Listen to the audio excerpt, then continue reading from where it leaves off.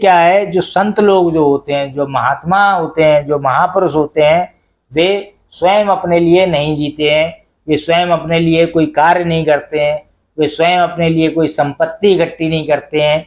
वे क्या करते हैं, वे दूसरों के हित की इच्छा से परोपकार में हमेशा लगे रहते हैं, दूसरों का हित करते रहते हैं। तो मित्रों, इस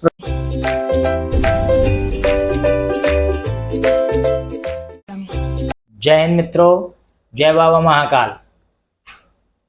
आज कक्षा 9 संस्कृत से एक और श्लोक मैं आप सबके लिए लेकर उपस्थित हुआ हूँ और मेरा हमेशा से ये प्रयास रहता है कि मैं आपको अपने वीडियो जल्दी से जल्दी बनाकर दे सकूं। तो आज का श्लोक है, पिबन्ति नद्यः स्वमेव नाम्भ स्वयं न खादन्ति फलानि वृक्षा नादन्ति सस्यम खलु वारिवाः परोपकाराय सताम विभूतया। तो ये जो श्लोक मैंने जो अभी पढ़ा और आपने इस श्लोक को देखा, तो इस श्लोक में जो मुख्य बात है वह परोपकार को लेकर के पूरी बात बताई गई है कि परोपकार क्या है, परोपकार से क्या होता है और परोपकार खुद एक क्या चीज़ है उसके बारे में बताया गया है। तो पिबन्ति नद्यः स्वमेव नाम्भ, नदियाँ स्वयं अपना जल नहीं पीती, स्वयं न खादन्ति फलानि वृक्षा, और वृक्ष भी स्वयं अपने फल को नहीं खाते हैं। नादन्ति सस्यम खलु वारिवाः, बादल स्वयं अन्न नहीं खाते हैं। कैसे? परोपकाराय सताम विभूतया। ठीक उसी प्रकार जो महापुरुष होते हैं वह सदा परोपकार करते हुए जीते हैं। वे कभी भी अपने लिए नहीं जीते हैं, वे दूसरों के हित की इच्छा से हमेशा घूमते रहते हैं, दूसरों का हित करते रहते हैं। तो ये जो श्लोक मैंने अभी आपको पढ़ के सुनाया, उसका अर्थ करके बताया, ये जो संस्कृत का श्लोक था उसका मैंने आपको हिंदी में अर्थ करके बताया।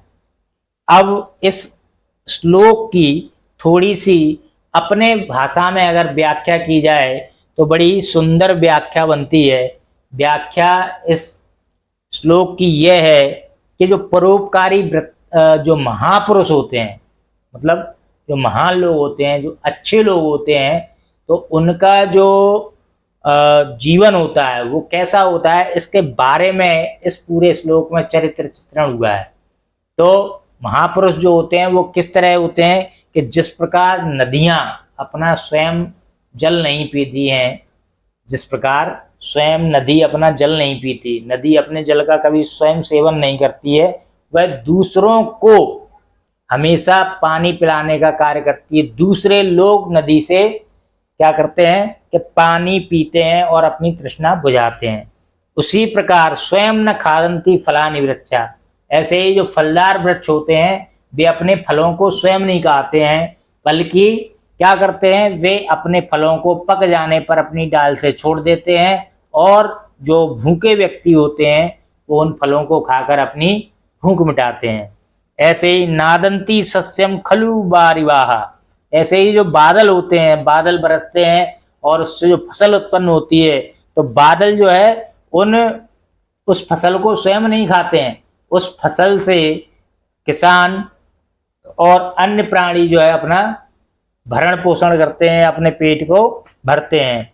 तो ऐसे ही क्या है, जो संत लोग जो होते हैं, जो महात्मा होते हैं, जो महापुरुष होते हैं, वे स्वयं अपने लिए नहीं जीते हैं, वे स्वयं अपने लिए कोई कार्य नहीं करते हैं, वे स्वयं अपने लिए कोई संपत्ति इकट्ठी नहीं करते हैं। वे क्या करते हैं, वे दूसरों के हित की इच्छा से परोपकार में हमेशा लगे रहते हैं, दूसरों का हित करते रहते हैं।